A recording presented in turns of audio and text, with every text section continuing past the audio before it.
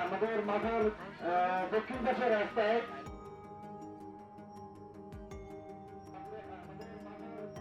Islamic সংগঠন এবং foundation, আচ্ছন্ন ফাউন্ডেশন, যেখান থেকে আসলে আর্তমানবতার সেবায় যারা কাজ করে যাচ্ছে বন্যা দুর্গতদের জন্য, ঠিক সেখানে ঢাকাতে যেখানে আসলে ত্রাণ নেওয়া হচ্ছে, গ্রহণ করা হচ্ছে এবং যেখান থেকে প্যাকেজিং হচ্ছে আপনারা দেখছেন এবং এখান থেকে ডিস্ট্রিবিউশন হচ্ছে। তো এই যে ত্রাণ আসছে, প্যাকেজিং হচ্ছে, এখানে যিনি সমন্বয়কের দায়িত্ব পালন করছেন। আমরা আসলে আজকে টোটাল একটা গাড়িতে আমাদের চাল, ডাল, চিনি, লবণ, তেল মিলা আমাদের 18টা গাড়ি আজকে সকাল থেকে আমরা আনলোড করছি এবং এই গাড়িতে আনলোড করার পরে সারা দিনব্যাপী আমাদের সকাল 7টার সময় আমাদের কার্যক্রম শুরু হয়, এটা রাত 10টা পর্যন্ত চলে।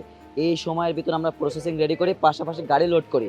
একটা গাড়িতে আমরা সর্বোচ্চ 20 টন করে মাল পাঠাইতে পারি, 15 থেকে 20 টন। এই এই এই গাড়িগুলা এখান থেকে যে বিভিন্ন বন্যা দুর্গত এলাকায় পৌঁছে দেয়। সেইভাবে আমরা দিনব্যাপী আমাদের কার্যক্রম চলমান থাকে। সেক্ষেত্রে আপনাদের এখানে এখন যে পরিমাণ আমরা খাদ্য সামগ্রী দেখছি, এই পরিমাণ প্রতিদিন কি পরিমাণ খাদ্য সামগ্রী এখানে আসছে? এখানে প্রায় আপনি যদি এখানে স্পেসিফিকলি যদি বলতে চান, তাহলে মনে করেন প্রতিদিন প্রায় 100-150 টনের মতন খাবার চলে আসতেছে। সবকিছু মিক্স, চাল, ডাল, তেল, লবণ মিলা।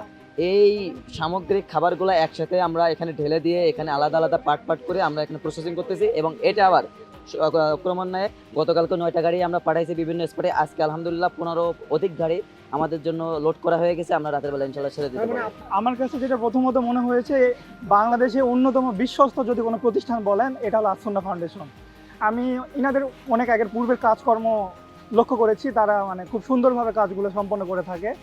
তারই পরিপ্রেক্ষিতে যখন আমি দেখলাম শায়েক হচ্ছে ফেসবুকে পোস্ট করলো ওনার আইডিতে যে হচ্ছে এখানে অনেক স্বেচ্ছাসেবক প্রয়োজন, তো সেক্ষেত্রে নিজেকে আটকায় রাখতে পারি নাই। তো আমি চলে আসছি যে না, আমাকেও, আমরা যেহেতু ওখানে যেতে পারতেছি না সরাসরি, তো এখানে যদি আমি সুযোগ পাই কিছু করার।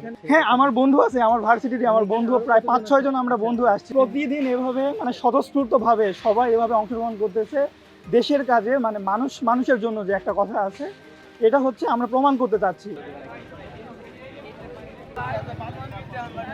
আমার পিছে যে খাবারের ভান্ডার দেখছেন, এটি হচ্ছে এখানে প্যাকেট করা হয়েছে। এই খাবারগুলো পৌঁছে যাচ্ছে বাংলাদেশের যে 12টি বন্যা কবলিত যে অঞ্চল আছে, সেই অঞ্চলে চলে যাবে। আপনারা ঠিক এখানে যে পরিমাণ খাবার দেখছেন, আমরা ভিতর থেকে যে তথ্য পেয়েছি, এখান থেকে প্রত্যেক দিন এখন পর্যন্ত প্রায় শুক্রবার থেকে 100 টনের অধিক প্রতিদিন খাবার প্যাকেটিং হচ্ছে এবং প্যাকেটজাত হওয়ার পরে এই সন্ধ্যার পরই রাতের বেলা বন্যা দুর্গত এলাকায় এই খাবারগুলো পৌঁছে যাচ্ছে।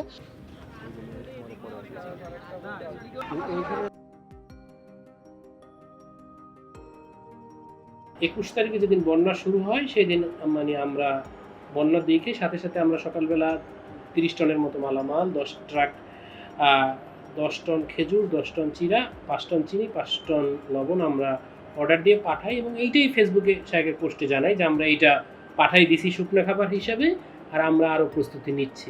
তো এই ফেসবুক পোস্টের কমেন্টে আমাদের ব্যাংকের ডিটেলসটা দেওয়া ছিল যে যদি কেউ চান অংশগ্রহণ করতে পারেন। এখানে গত কয়েকদিনে 10 লাখের বেশি মানুষ ডোনেশন দিছে।